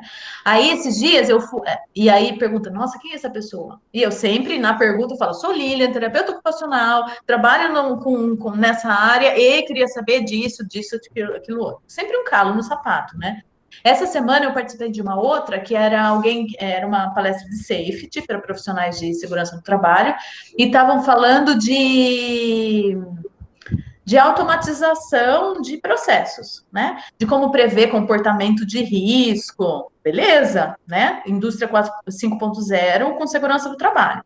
Também entrei, fiz pergunta, o que eles iam pensar em relação ao comportamento humano, qual era a estratégia, porque aí, se eu estou perguntando sobre isso, ele sabe, né? E aí ele vai ver, né? Como o cara viu você lá no mestrado, vai falar, viu, se alguém me pedir isso numa empresa, eu sei que essa menina aqui, ó, sabe falar sobre isso. né? Então, eu acho que essa é uma estratégia. Eu fui muito em reuniões de sindicato também, porque sindicato é um negócio que, se você tiver, é um negócio complicado. Para começar, é complicado.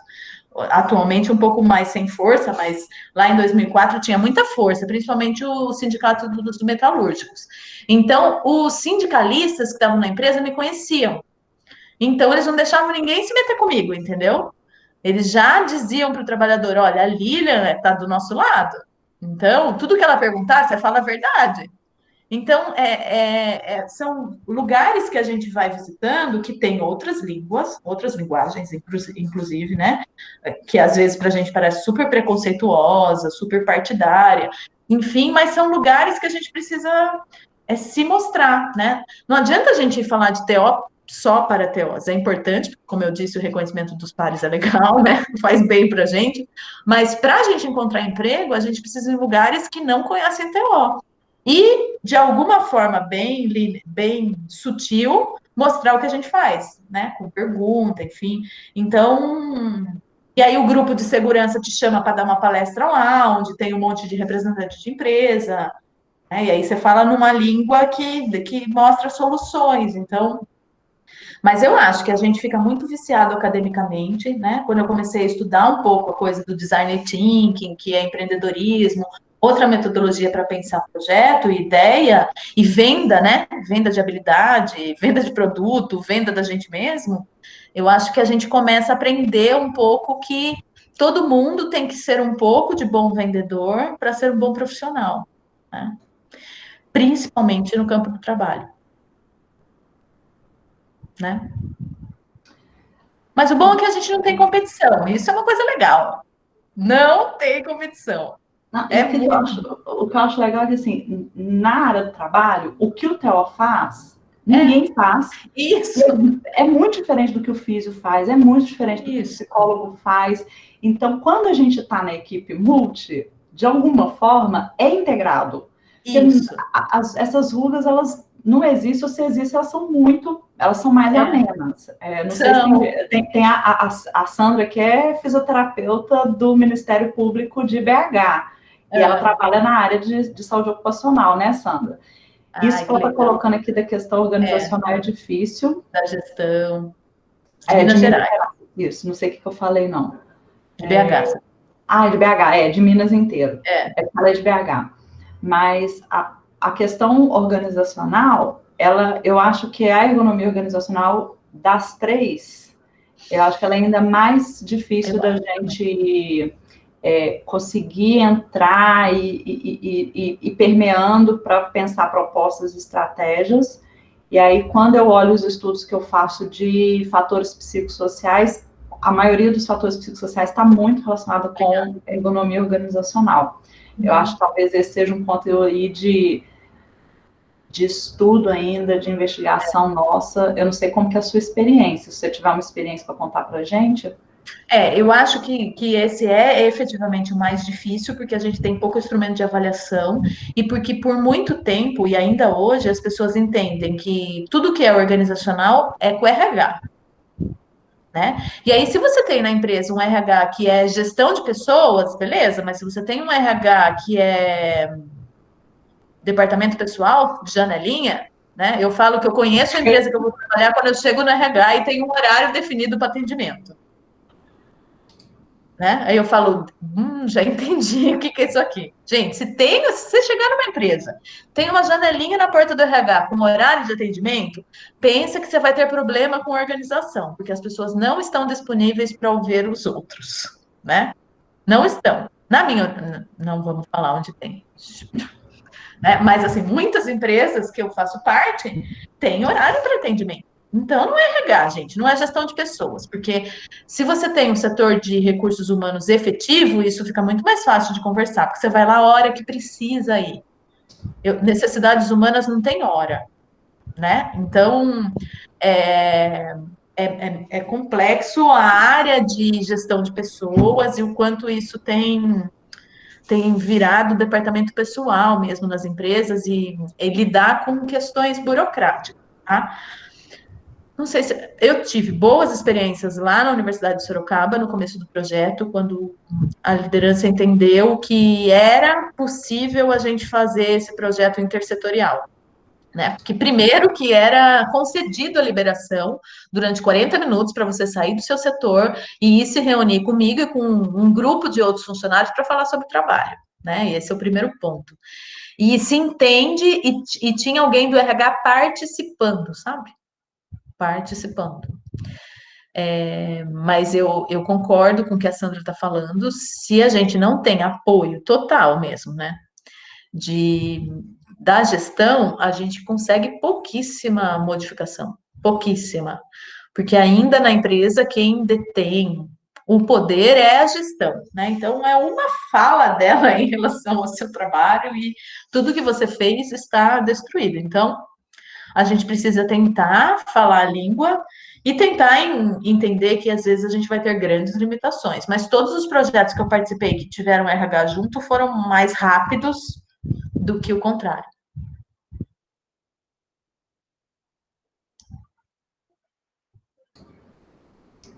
E aí, perguntas?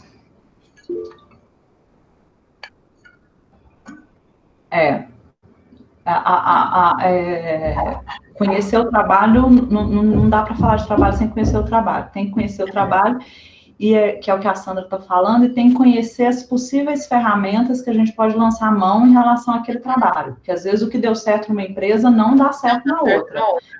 Não é receita de bolo, não.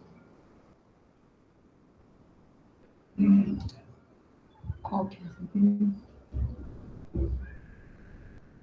Quando pensamos na TO dentro da empresa, visando não só a ergonomia física, mas também emocional e organizacional, conseguimos fazer o link com o webinar que assistimos, com a saúde e o bem-estar com a prática em home office. Essas visões e compreendimento ajudariam muito a gestão a abranger seus pensamentos e posicionamentos com os trabalhadores.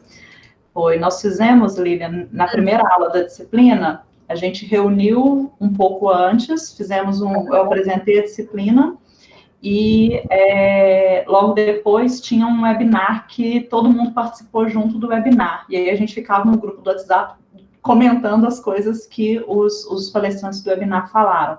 Uhum. E eram depois eu posso te mandar, era do Safe Care Brasil. Tá.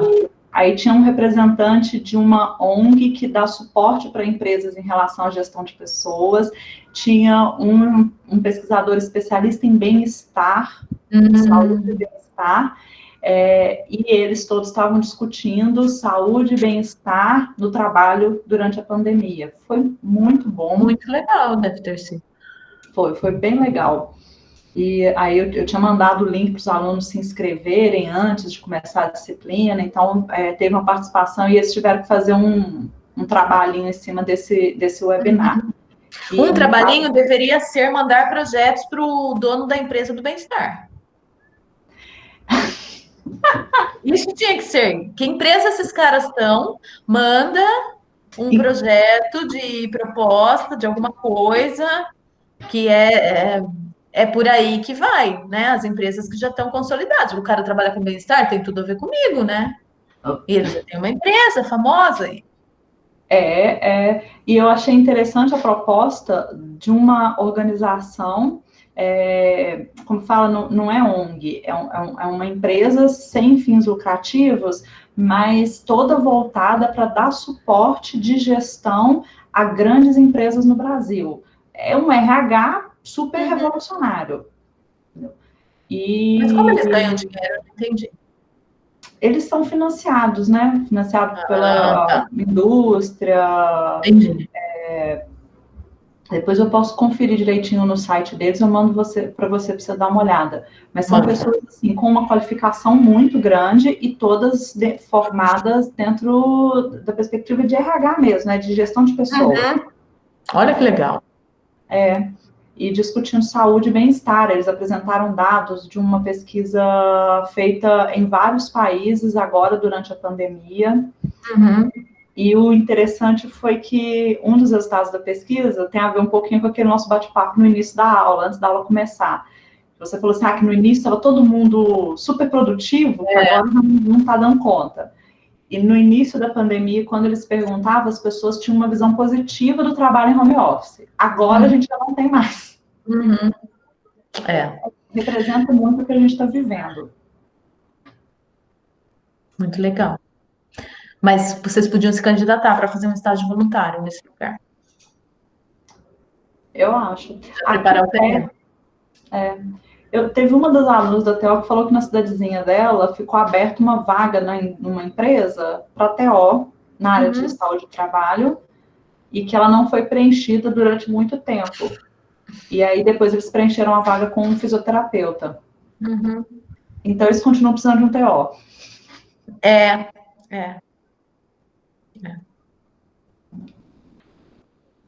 Bom, vocês têm mais... A gente passou a lista de presença, formuláriozinho, ok? Alguém tem mais alguma pergunta, alguma dúvida? Não? Estão tudo em estado de choque. Lília, eu queria te agradecer muito, agradecer a sua disponibilidade, troca de conhecimento, a sua alegria em estar aqui com a gente, o bom humor. Eu sei que você deu aula de manhã, você vai dar aula de noite, então sua força e sua energia. Agradecer em nome dos alunos da UFTM, falar que a gente está aqui sempre de portas abertas e de Wi-Fi ligado para você. Ah, obrigada. O Wi-Fi ligado foi legal. Muito bom. Obrigada, gente. Acho que sempre é bom falar com pares, né? Ter o acolhimento e arriscar aí umas possibilidades teóricas, né? Que eu acho que quando a gente é convidado, a gente vai fazendo isso que a gente não faz no dia a dia. Então, fico à disposição, vocês têm meu contato, a Fabiana tem, o que a gente puder ir trocando, tá bom? E não percam a oportunidade, gente. Vão para os lugares que não tem TOs e falem de TO discretamente, tá bom? Façam com que as pessoas queiram profissionais raros, como somos, né? A gente não somos poucos TOs, somos raros. A gente não é profissional pouco, a gente é profissional raro. Então, a gente tem que se comportar como tal, então a gente precisa estar em muitos lugares, tá bom? Obrigada mesmo, obrigada aqui pelos elogios, e eu fico à disposição. Eu que agradeço, viu, gente? Eu ainda espero o chocolate quente, tá bom? Ah, tá. Pode ser queijo também, tem muito queijo bom. Muito queijo, qualquer tipo de queijo tá bom. Queijo, pão de queijo. Eu vou botar os doces no correio. Da outra vez eu deixei os doces lá para você. Ai, tinha doce, verdade. Tinha doce. Muito bom. Obrigada, viu, gente? Obrigada a todo mundo aí que assistiu a nossa aula. Obrigada, Lília. Beijo, todo mundo fica com Deus. Beijo. Tchau, Dri.